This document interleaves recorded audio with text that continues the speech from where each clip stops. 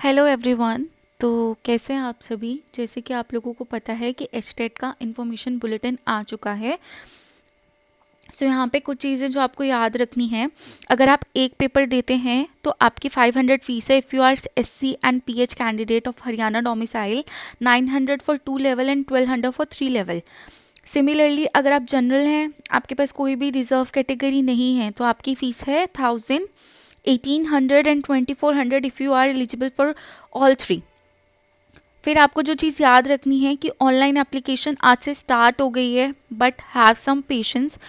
Sometimes इनकी site crash हो जाती है, तो कल से भरना स्टार्ट करें, शांति से भरें, गलत मत भरना। क्योंकि जब मैंने भरा था, मैंने अपनी बीएड डालना मैं भूल चुकी थी। मैंने सिर्फ एमएससी एंड बीएससी के बेसिस पे डाल दिया था, बट थैंक गॉड कि आगे कुछ इशू नहीं आया और मेरा पेपर भी इसी बार हो गया। तो प्लीज़ अपनी क्वालिफ़िकेशन अच्छे से ऐड करना। अगर आपके पास पीजीटी के लिए अगर आप अप्लाई कर रहे हो, आपके पास बीएड भी होनी चाहिए, एमएससी भी होनी चाहिए, बीएससी भी होनी चाहिए। And if you are applying for TGT तो आपकी बीएड होनी चाहिए, बीएससी होनी चाहिए, एमएससी नहीं होनी चाहिए। मतलब एमएससी हो भी सकती है, बट अगर किसी कैंडिडेट के पास एमएससी नहीं है तो वो भी अप्लाई कर सकते हैं। तो फर्स्ट ऑफ ऑल एक बार अच्छे से देखना, शांति से भरना, क्योंकि करेक्शन विंडो में बाद में वो सिर्फ नेम की correction and date of birth वगैरह की करेक्शन अलाउ करते हैं और कोई करेक्शन अलाउ नहीं करते। ठीक है। देन एडमिट कार्ड जब आएंगे तब भी मैं आपको बता दूंगी। अभी न्यूज़ में आया है कि 17 और 18 डेट है जनवरी की, तो अभी वो मान के चलें। इसके बाद वरना वो निकाल देंगे, नोटिस भी निकाल देंगे कि किस दिन पे आपका एग्ज़ाम है। ठीक है। तो आपको एक चीज़ याद रखनी है कि लास्ट डेट है 4 जनवरी से पहले ही फॉर्म भरने की कोशिश करना, क्योंकि लास्ट डेट पे क्या होता है, साइट हैवी हो जाती है।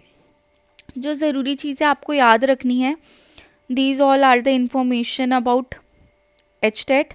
एक चीज़ याद रखना कि एचटेट के जो क्वालिफाइंग है वो है 60% for general category and OBC category if they belong to Haryana और एनी अदर स्टेट।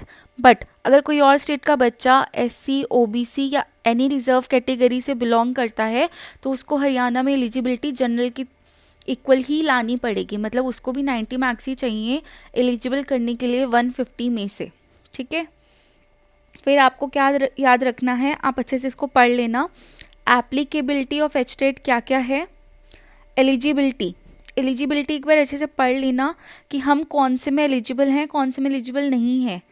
ये चेक कर लेना कि पीआरटी में एलिजिबल हो या नहीं, क्योंकि पीआरटी में पिछले 2 साल में बहुत रूल्स चेंज हुए हैं। ठीक है। फिर इन्होंने मिनिमम एजुकेशनल क्वालिफिकेशन बता रखी है कि अगर लेवल 1 है तो क्या होना चाहिए, लेवल 2 है तो क्या होना चाहिए। टीजीटी साइंस, आई थिंक मेरे साथ जो ज़्यादातर बच्चे जुड़े हुए हैं वो TGT science and PGT bio के ही हैं, तो एक बार अच्छे से अपनी वो पढ़ लेना। टीजीटी साइंस में क्या बोला है कि बैचलर डिग्री होनी चाहिए किसी रिकॉग्नाइज यूनिवर्सिटी से, जिसमें आपके 50% मार्क्स होने चाहिए। ठीक है। या फिर बैचलर डिग्री कोई भी रिकॉग्नाइज यूनिवर्सिटी से होनी चाहिए, सेम 50% मार्क्स होने चाहिए साइंस एज इलेक्टिव और ऑनर सब्जेक्ट। ठीक है। Science is the teaching subject in BEd में आपके पास साइंस टीचिंग सब्जेक्ट होना चाहिए, या फिर आपके पास बीएलएड होनी चाहिए 50% मार्क्स में।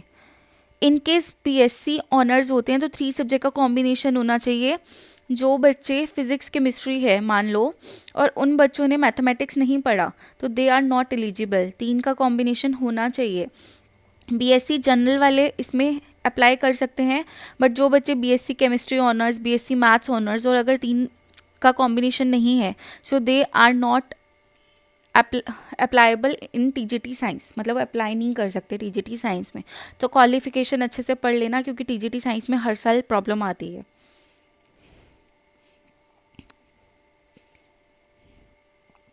Then these are all TGT. अब हम चलते हैं पोस्ट ग्रेजुएट की तरफ। तो हमारा सब्जेक्ट होगा बायो, तो यहाँ पे नहीं दे रखा, हम आगे चलते हैं। This is PGT bio.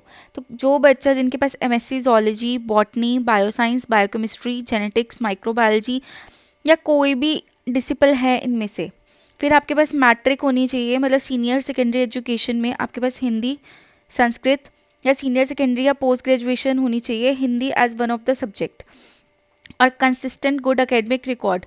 ये सब इतना कुछ नहीं देखते, जैसे आपकी एमएससी होनी चाहिए 50% मार्क्स है, और ये देख लेना कि आपका इसमें सब्जेक्ट है या नहीं। ठीक है, तो MSc is must for PGT bio students. Then syllabus का एक बार स्कीम देख लो। आपकी जो सीडीपी है